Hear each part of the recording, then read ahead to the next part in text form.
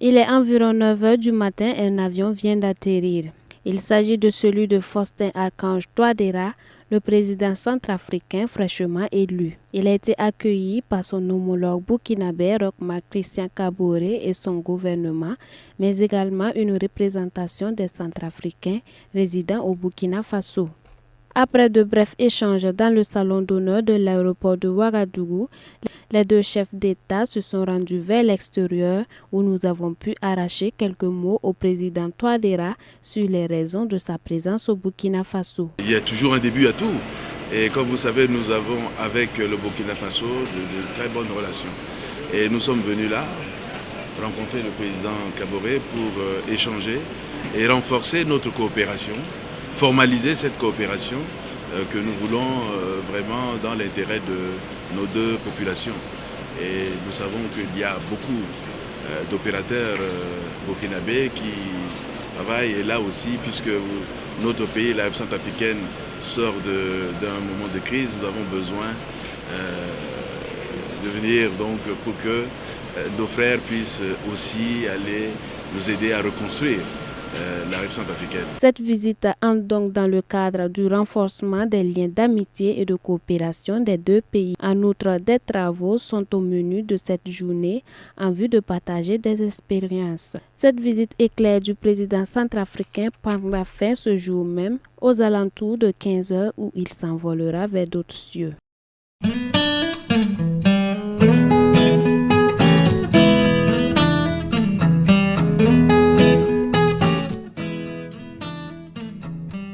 Après avoir fait un tour au palais de Kossiam, cap sur l'hôtel Laïko, où le président du Faso, Roch-Marc Christian Kaboré, a offert un déjeuner d'honneur à son invité du jour. À la suite du dit déjeuner, un point de presse en vue de résumer les raisons de la visite du président centrafricain a été accordé aux hommes de médias. Nous sommes conscients des difficultés que rencontre la République centrafricaine, qui, malgré ses énormes potentialités, traverse aujourd'hui une situation de crise difficile. Mais, comme lui-même l'a dit, l'Afrique, de façon générale, le Burkina Faso en particulier, lui apportons en tout cas notre soutien pour le travail qui est fait dans le cadre de la réconciliation nationale. Vous l'avez rappelé ici, dans toutes les rencontres, dans les réunions, nous n'avons cessé de pouvoir montrer donc notre volonté de formaliser cette coopération. Aujourd'hui, c'est chose faite. Nous voulons vraiment vous remercier pour cette disponibilité de votre gouvernement et du peuple burkinabé pour ce moment-là, pour cette action de coopération, en tout cas en ce qui nous concerne.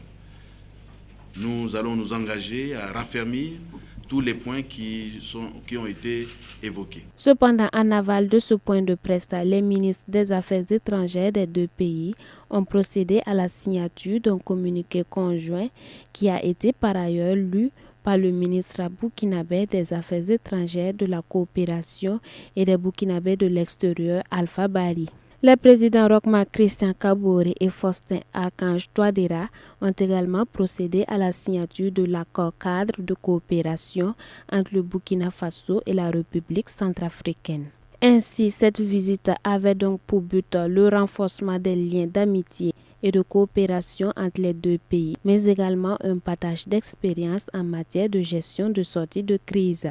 En outre, le volet sécuritaire n'est pas resté en marge des échanges. Il est 15h25, le président centrafricain reprend le chemin du retour tout en adressant une invitation officielle à son homologue burkinabé.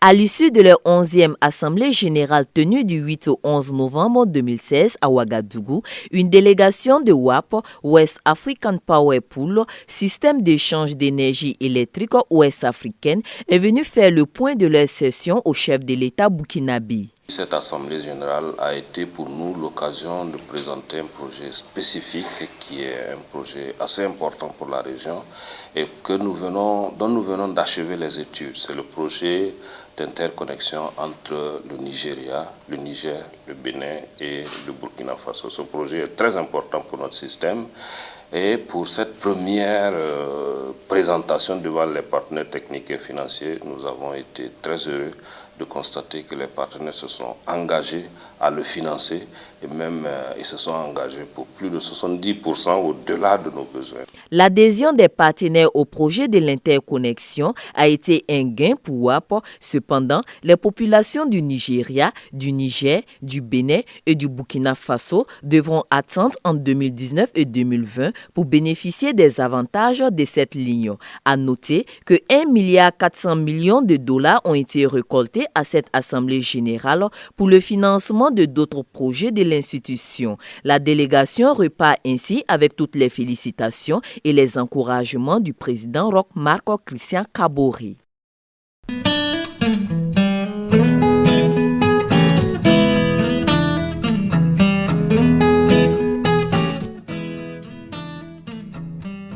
L'autorité de régulation de la commande publique a un devoir de rendre compte aux plus grandes autorités des différentes activités menées en son sein au cours de l'année. C'est un rapport de 10 chapitres d'un total de 101 pages de l'année 2015 qui a été présenté au chef du gouvernement Paul Kaba-Thieba.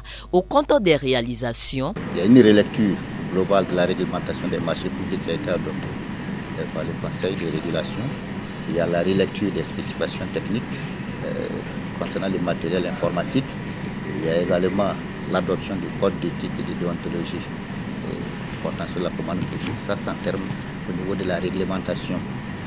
Au niveau du règlement des différends, il y a un certain nombre d'actes qui ont été posés, 88 actes ont été rendus, portant sur 54 sessions.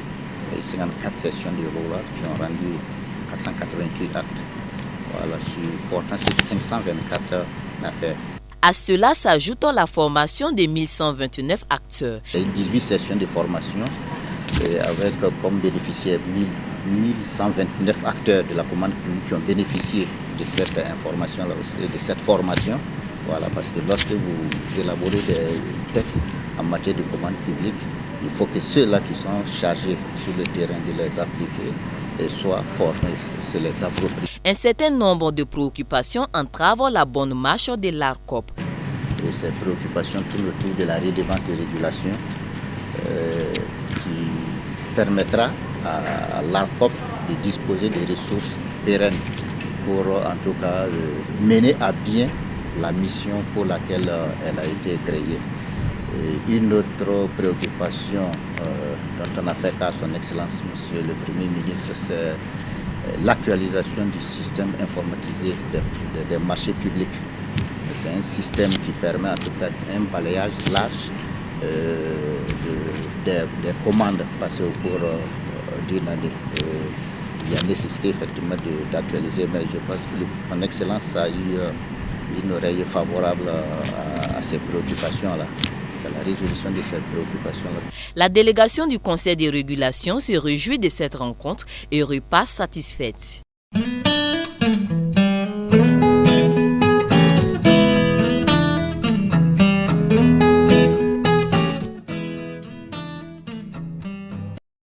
Paul Kabatieba a reçu dans la soirée du 9 novembre 2016 de hôtes, pas les moindres, des représentants d'institutions financières.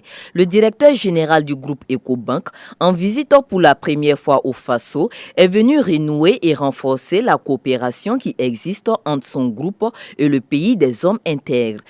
La première problématique, c'est de l'inclusion financière, effectivement. Voir comment plus de personnes peuvent avoir accès aux services financiers. Ça s'appelle de la bancarisation.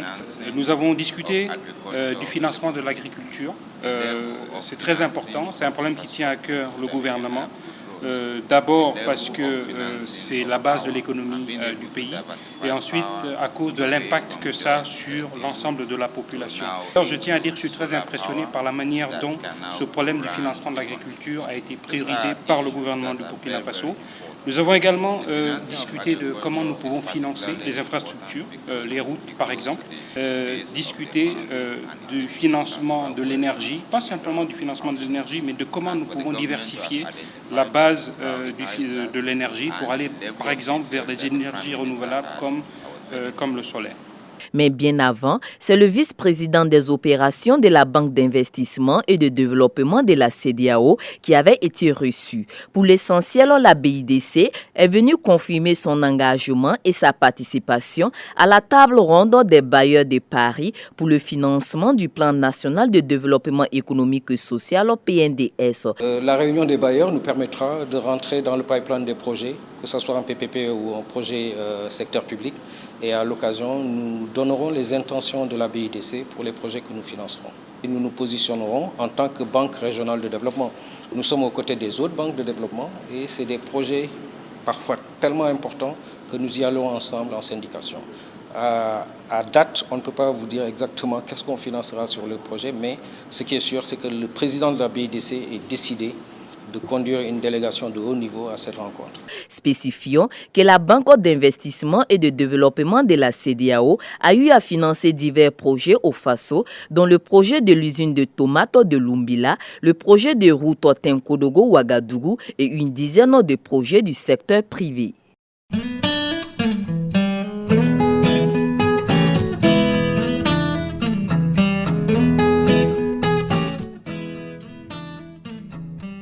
L'organisation féminine de la région du Centre organisera bientôt sa première édition de la bourse de projets sous le thème « La contribution de la femme pour une relance économique et prospère du Burkina Faso ». Elle se tiendra du 2 au 8 mars 2017. C'est l'annonce faite par le comité d'organisation ce matin à la Maison de la Femme. L'objectif recherché en organisant ce projet, c'est de sensibiliser, former les femmes, montrer le rôle primordial des structures de financement, permettre aux partenaires d'accompagner par exemple ces associations qui ont soif vraiment de travailler, mais par manque de moyens, qui demandent l'accompagnement vraiment des autorités. Et cela sera la bienvenue à travers cette activité que nous organisons pour les permettre vraiment de les accompagner dans les meilleures conditions.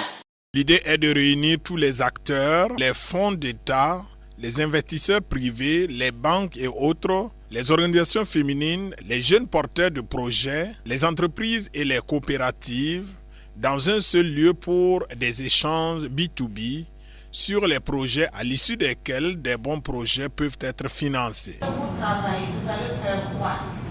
Donc cette activité, c'est pour amener les femmes à comprendre que pour avoir un financement, il faut d'abord avoir un projet. Donc cette activité, c'est pour sensibiliser les femmes, montrer aux femmes, les sensibiliser à monter leur projet, à savoir ce qu'elles veulent en un premier temps. Il y aura aussi des conférences sur le financement des projets, des animations, des séances de partage d'expériences en entrepreneuriat, des jeux concours pour récompenser les meilleures entreprises féminines. Ça veut dire que tous les fonds de l'État seront attendus. Il y aura des banques commerciales, les institutions de microfinance et nous pensons qu'il y aura d'autres structures qui sont comme des investisseurs privés résidents au Burkina qui peuvent apprendre la nouvelle, qui sont intéressés par ces projets associatifs, qui viendront vraiment nous accompagner. Donc jusqu'à présent, je peux vous donner un nombre exact, mais je pense que nous attendons vraiment pas mal de structures de financement. Elle aura lieu sur le site du CIAO et près de 100 exposants sont attendus à cette première édition.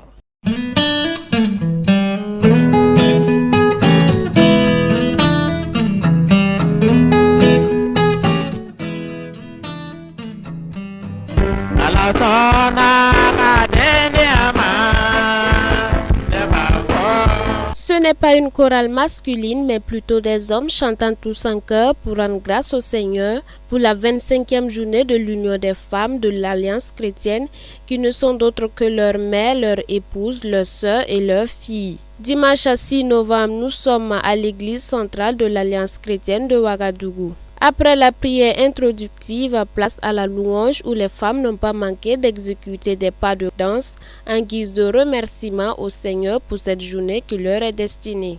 Le pasteur principal, en la personne de Job Dao, tout en rappelant le programme de l'Église, n'a pas manqué d'évoquer le travail considérable qu'abattent ces femmes au sein de son assemblée. Vous savez que sans humilité, il est difficile pour des frères de vivre ensemble, et surtout dans le cadre bien sûr donc de la famille, puisqu'il s'agit d'une journée dédiée à la femme. Alors donc l'humilité a vraiment sa place, surtout au sein donc de la famille, au sein des couples. Je crois très bien que si les hommes et les femmes vivent dans l'amour et dans l'humilité, alors nous allons donc connaître donc la paix dans l'église, mais aussi donc la paix dans le monde.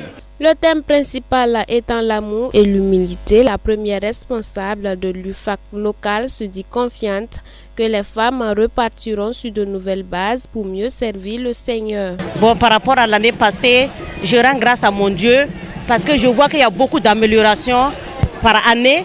L'œuvre de Dieu ne fait que croître au milieu des femmes. Les femmes sont prêtes pour marcher dans l'humilité et dans l'amour. La marraine, également membre de cette église, nous livre son souhait envers ses fioles. Notre devoir en tant que marraine, c'est vraiment d'encourager les femmes à honorer le Seigneur en le servant. Et je crois que dans mon mot, c'est ce que j'ai dit. Je les ai vraiment invitées à travailler, à se lever, à servir le Seigneur avec zèle, parce qu'il y a une récompense. Le Seigneur récompense toujours ceux qui le servent. C'était un culte entièrement dirigé par les femmes à l'occasion de leur journée. Notons que l'église centrale de l'Alliance chrétienne de Ouagadougou, en plus de la langue officielle qu'est le français, utilise le moré et le djoula pour communiquer. En outre, à l'occasion de cette 25e journée de l'UFAC, le peuple de Dieu a eu droit à plusieurs prestations de groupes et chorales de l'église locale, mais également celles venues d'ailleurs pour se joindre à leurs sœurs afin de dire merci à Dieu pour ce quart de siècle d'existence de l'UFAC.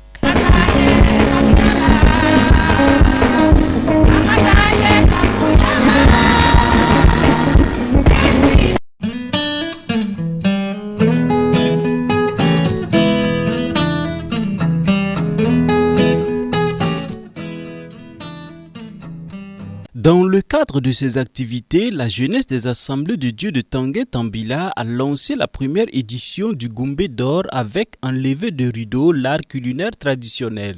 Le Goumbé, cet instrument traditionnel présent dans tous les cultes des églises évangéliques, est un puissant instrument de louange et d'adoration.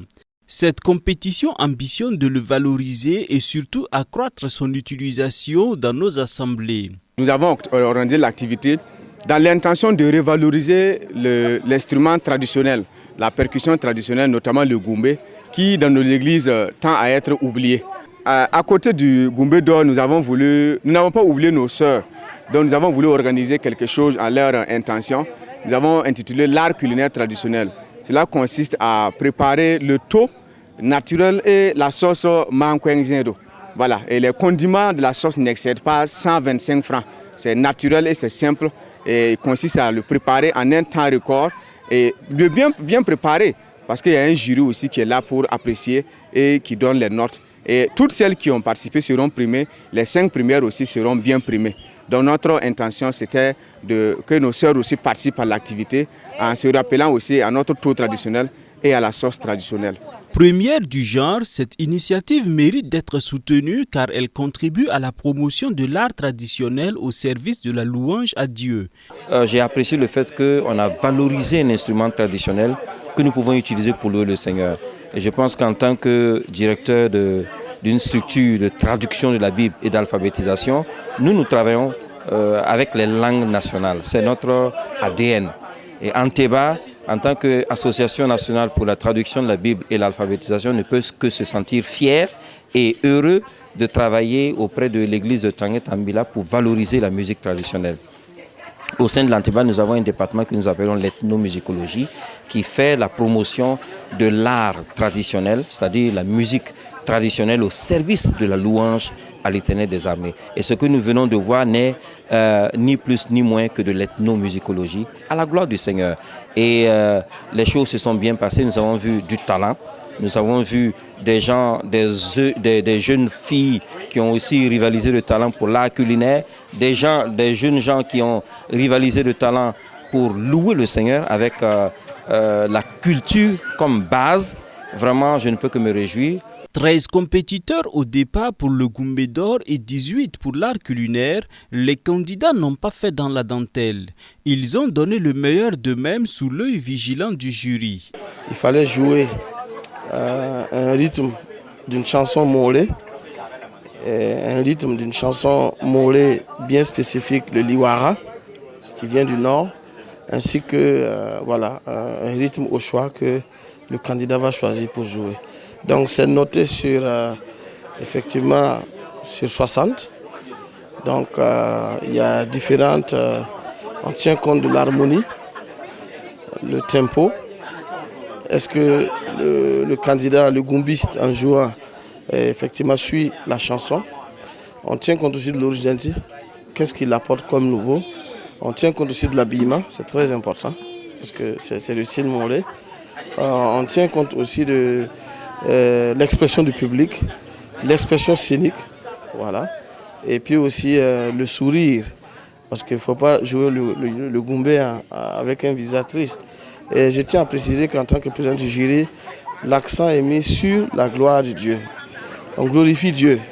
C'est une compétition, c'est vrai, mais l'objectif, c'est d'amener tous ceux qui jouent les goombistes là à entrer dans la louange, dans l'adoration, pas étant uniquement acteurs de jeu, mais surtout des gens aussi qui peuvent louer, adorer Dieu avec les instruments. C'est dans une ambiance de fête que cette première édition du Goumbé d'or a désigné ses gagnants, à savoir Félix Compaoré pour le Goumbé et Béatrice pour l'art culinaire. En attendant la deuxième édition, on se laisse emporter dans des airs de Goumbé avec le mythique batteur Émile Kafando.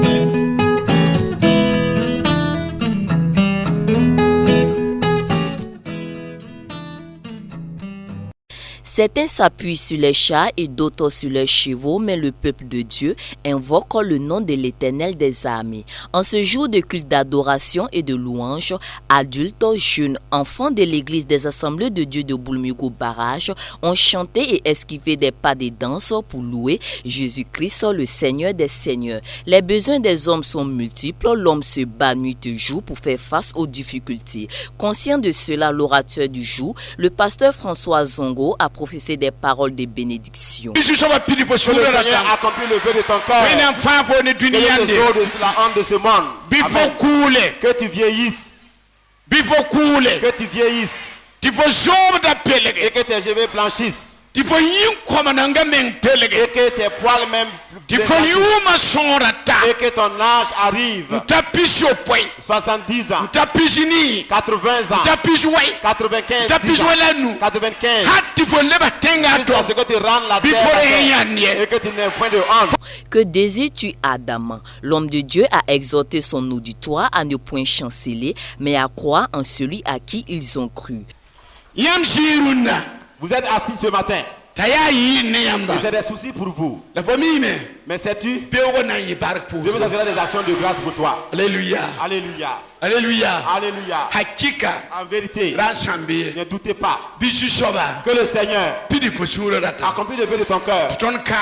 Nous allons rendre grâce avec joie et lever l'étendard pour louer notre Dieu. Père le Seigneur, je vous dis Les féticheurs, s'ils peuvent arriver au fétiche et parler avec courage, sans avoir peur, nous sommes l'éternel Dieu. Nous avons pris que Dieu a créé le ciel et la terre, l'autorité, au paradis, sur la terre.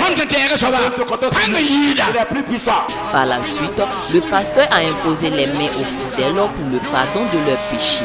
Convaincus de la grâce de Dieu et de l'exaucement de leurs requêtes, les fidèles ont monté des prières d'action de grâce.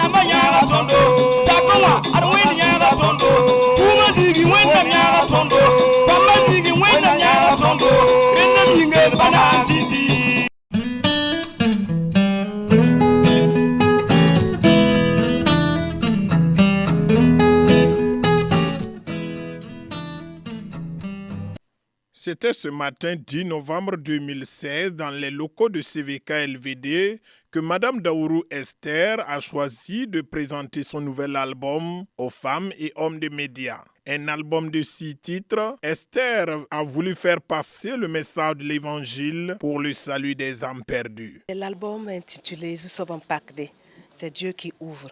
Et si Dieu ouvre, personne ne peut fermer. Ce qui m'a motivé, c'est la bonté de Dieu.